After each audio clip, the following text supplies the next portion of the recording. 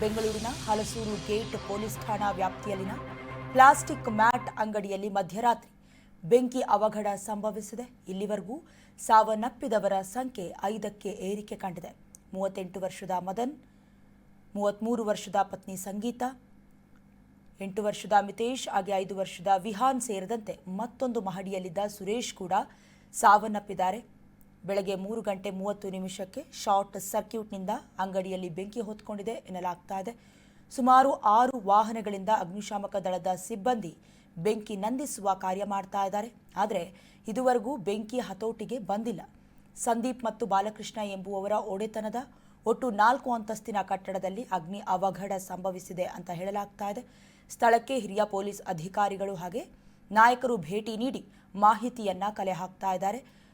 ನಿನ್ನೆಗೆ cylinder ಸ್ಫೋಟವಾಗಿತ್ತು. ಅದಾದ ಮೇಲೆ ಮತ್ತೊಂದು ದುರ್ಘಟನೆ ಸಿಲಿಕಾನ್ ಸಿಟಿ ಬೆಂಗಳೂರಿನಲ್ಲಿ ಸಂಭವಿಸಿರೋದು.